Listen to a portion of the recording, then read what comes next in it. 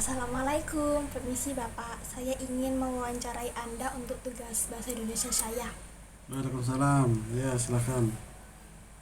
Pertanyaan pertama, siapa nama lengkap Anda?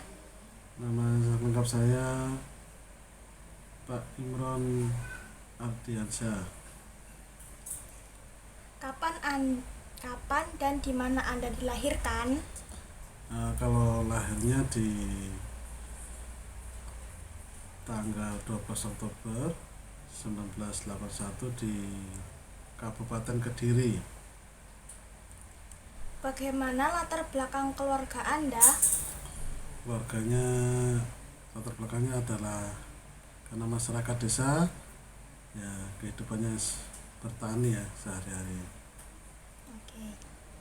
Pertanyaan selanjutnya, bagaimana masa kecil Anda? Ya, masa kecilnya karena di lingkungan desa ya sering bermain di eh, di area desa ya, di sungai, di desa, dan bermain dengan teman-teman di sekitar rumah.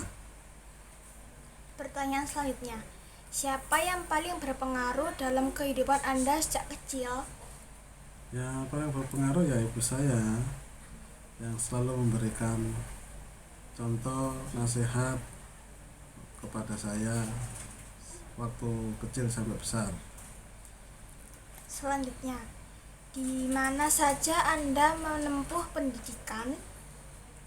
Untuk SD-nya di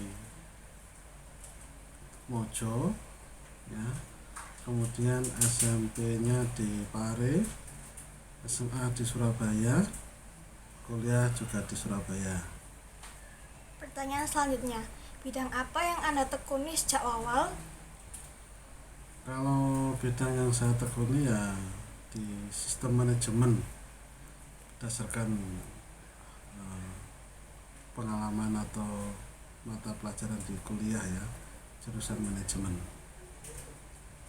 Apa pengalaman yang paling berkesan selama masa kuliah atau sekolah? Kalau waktu sekolah ya pernah ikut acara atau ikut kursus bahasa Inggris di Surabaya Pusat. Itu tanpa dikenakan biaya alias gratis. Menurut saya itu yang paling berkesan. Selanjutnya, apakah ada tokoh atau guru yang menginspirasikan Anda? Tokoh atau guru ya ada ya yang menginspirasi, namanya Pak Rahmat, orangnya yang tekun atau rajin sehingga bisa dijadikan panutan. Selanjutnya, bagaimana awal mula Anda meniti karir? Ya, meniti karir waktu kuliah itu kan dilaksanakan sore ya, kuliah reguler ya. Tapi di waktu pagi dimanfaatkan untuk bekerja. Jadi bekerja sambil kuliah, lanjut setelah kuliah ya lanjut bekerja. Pertanyaan selanjutnya, apa tantangan terbesar yang pernah Anda hadapi? Tantangan yang terbesar ya membagi waktu ya, membagi waktu antara pekerjaan sama kegiatan kuliah, yang mana kuliah itu reguler ya pastinya butuh waktu yang cukup banyak sampai malam, sedangkan besoknya kan harus bekerja kembali sehingga harus bisa memanage waktu dengan baik. Pertanyaan selanjutnya, bagaimana cara Anda mengatasi kegagalan atau hambatan? Kegagalan pasti terjadi, hambatan juga pasti ada, tapi caranya kita harus berpositif thinking bahwa kalau ada hambatan pasti ada solusi atau jalan keluar. Harus Selanjutnya, berpositif thinking ya. selanjutnya, apa pencapaian terbesar dalam hidup Anda? Ya, pencapaian sih ya cukup besar ya. Gimana ya, ya banyak ya. Contohnya waktu kerja di salah satu perusahaan, saya sempat ditugaskan untuk berkunjung ke Singapura dan Hong Kong. Juga alhamdulillah kalau pada saat ini ya bisa kebeli kendaraan untuk keluarga. Itu Selanjutnya, apakah ada momen yang mengubah hidup Anda secara signifikan? signifikan ya maksudnya ya. Ya. Ya itu ada. Waktu bekerja itu pernah diikutkan training selama 3 bulan di Dale Carnegie, di mana training itu bisa membentuk pribadi. Salah satu yang paling berkesan adalah rasa kepercayaan diri dan keyakinan diri.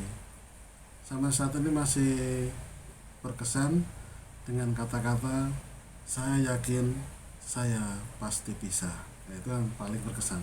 Jadi kalau ada tantangan, saya pasti bertanya atau menyampaikan dalam diri, saya yakin, saya pasti bisa. Gitu. Selanjutnya, nilai apa yang selalu Anda pegang dalam hidup? Ya nilai kejujuran, karena itu dimanapun berada kita harus jujur, karena dengan kejujuran itu akan menyelamatkan kita.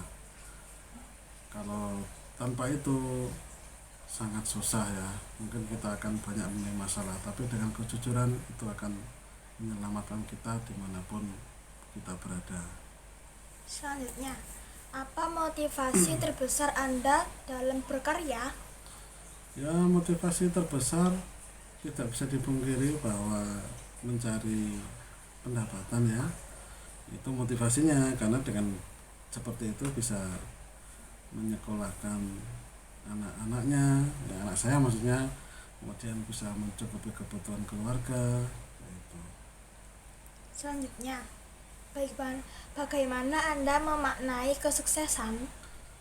Ya memaknai kesuksesan itu adalah ketika kita meraihnya dengan jalan yang kita lalui dengan cara-cara yang baik ya, bukan dengan cara-cara yang curang atau yang tidak baik. Jadi kalau kita ingin meraih sesuatu, kita harus meraihnya dengan cara-cara yang baik, bukan dengan cara-cara yang tidak baik. Itu kalau kita bisa mencapainya, ada kepuasan yang sangat luar biasa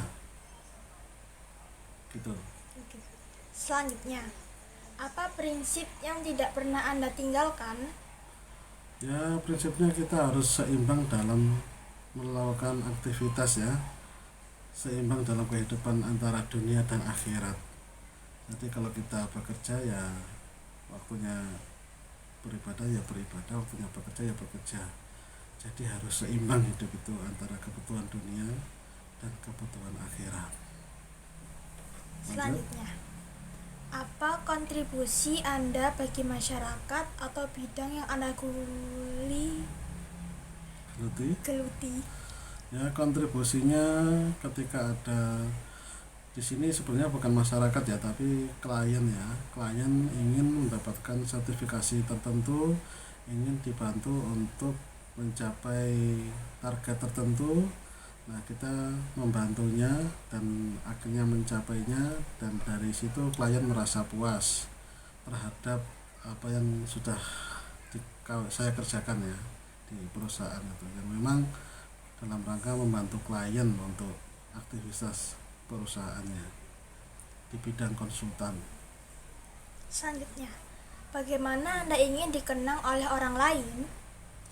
Dikenang oleh orang lain tentunya kita harus bisa beraktivitas dengan baik, berperilaku yang baik, sehingga dimanapun berada kita bisa banyak mendapatkan teman, dan dari berperilaku yang baik itu mudah mendapatkan teman dan menghindari permusuhan. Ya mungkin caranya ya dengan berperilaku yang baik, tak lupa senyum, sapa, salam ketika ketemu sama orang. Selanjutnya, apa perubahan yang ingin Anda ciptakan? Perubahan yang ingin saya ciptakan adalah lebih fokus dalam beraktivitas, lebih fokus dalam memanage waktu, sehingga target untuk bisa menyeimbangkan waktu antara kebutuhan pribadi dan kebutuhan spiritual itu bisa berjalan dengan seimbang, dua-duanya bisa berjalan. Selanjutnya, apa pesan Anda untuk generasi muda? Generasi muda pesannya harus mendapatkan bekal yang baik untuk meniti masa depan. Yang pertama dibutuhkan keterampilan untuk berbahasa asing, itu wajib. Yang kedua, keterampilan untuk bisa mengoperasikan komputer. Yang ketiga adalah kemauan yang keras untuk belajar, jangan malas-malasan ya, harus rajin belajar. Yang keempat, harus tetap dalam kondisi mendekatkan diri kepada Allah Subhanahu wa taala. Jadi kalau mau belajar, mau ke sekolah, jangan lupa untuk berdoa. Jadi bisa selain tujuan kita tercapai, tetap kita dalam kebutuhan spiritual, keagamaan bisa terpenuhi juga. Dan yang paling penting tadi itu, kejujuran dimanapun berada harus tetap diutamakan. Selanjutnya, apa harapan Anda untuk ke depan? Harapannya dari anak-anaknya ya bisa jadi anak yang soleh dan solehah, itu yang cukup paling utama. Selanjutnya, jika mengulang hidup, adakah hal yang ingin Anda ubah?